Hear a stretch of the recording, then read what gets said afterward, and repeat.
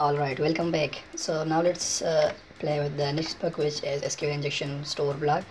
So in the previous videos we have practiced with the HTML injection store block. So this is actually these data are coming from that page, and let's see how we can inject SQL to this form. So let's try the basic thing. So let's try hello there, and let's add entry, and it says your entry was added to our block. So and if, as I see here, as you can see, my username, which is B in this case, and then the date, and then the actual data. So hello there, the hello there, so I inserted here. So let's intercept the request using bWAPP, the turn on the intercept, and I'm using the bWAPP browser. So let's say hi and add, and now inside the requested intercepted. So let's send this to repeater and play with this. So let's make changes and see what we are getting. So here is the entry field or variable that we are assigning our data. So let's change and add some SQL injection kind of stuff. So let's say some random string, and then let's say put comma, and let's submit the form to see what error we are getting. So it says 500. Let's make some changes. Let's see, select database, which actually selects the current database, and let's submit a form, and we are getting 500. So let's change something. Let's comment the rest of things. So and let's send the form, and we got 500 again. So let's play around with this to see if there is any mistake. So remove some spaces, add some spaces, and see what we are getting. So let's move this and add that again, and we still got 500. Let's capitalize the select, because the SQL syntax is sometimes in capitalized system. So let's say internal server error again. Let's add space here, send, we still got error. Let's move it right here, apply changes, submit, we still got there. Let's remove it. Let's add another closing bracket, and this time actually as well I was practicing with this. So this is actually executing the SQL query. So this query is executed, after that this will be executed, and after that the MySQL underscore query, which we execute in the PHP, so it will be finished. So the rest of the things will be not executed. So we got 500. Let's see if we are getting the current database at the end of this. So if I go to the end, and where is the end? Yes, here we go. We are successfully injected our database name right here. So let's change the text to something else to see if to see there. So let's say hi there. Now let's say Loy, and let's apply and submit the form. We got 200. Mean okay. Let's check and render the page, and yes, here we go. We successfully injected our database name, and is our name, the author name, as you can see, owner. So let's check another SQL query. So here I got a query.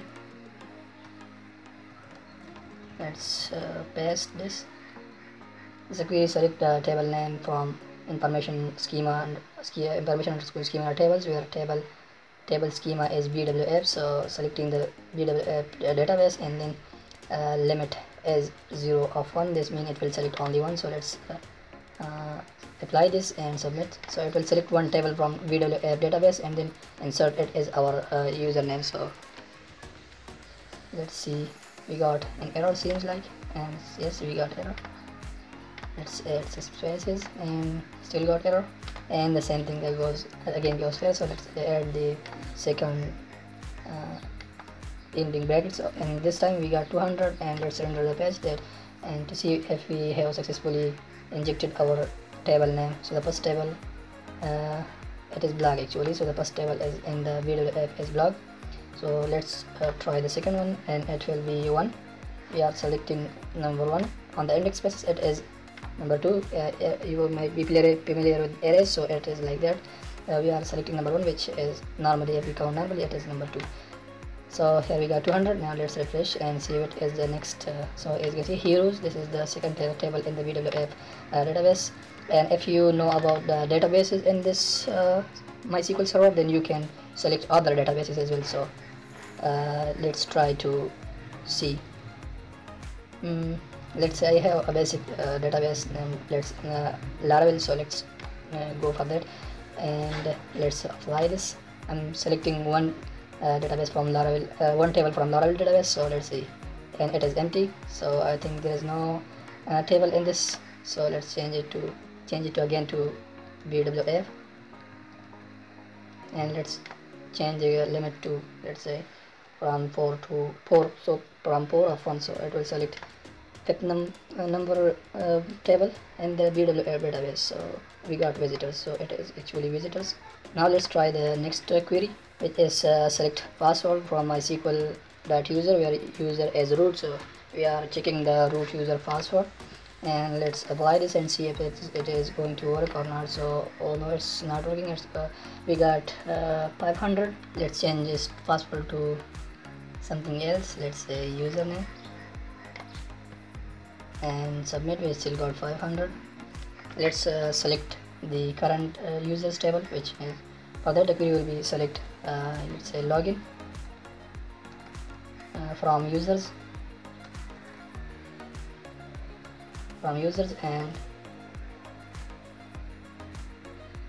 where user is true, so let's remove this from users, and let's set the offset and limit, so limit is 1 of 1. Let's apply this and see if this is working, and we got 200. So let's see if we are getting the users from the bWAPP database or not, and yeah, we got B, so let's change it to something else to see if this is the default. This comes with the default with the bWAPP, so that's why it comes number 1.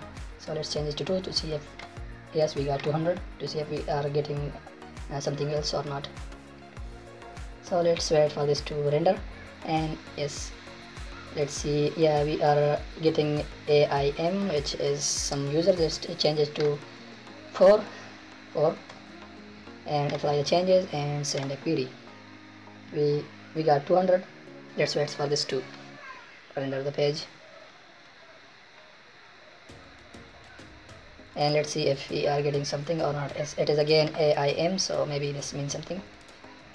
So that's how you can use SQL injection to inject your bad queries to the database. So, and now let's use these in the browser. So let's go back to proxy and add our script right here, apply, and let's send this request to the browser, power this request, and let's go back, and here we got the message. It says your entry was added to our log, and here we can see our AIM user and the message that we passed. So that's how you can inject SQL injection attack and store your bad queries in the database. So now this is stored in the database.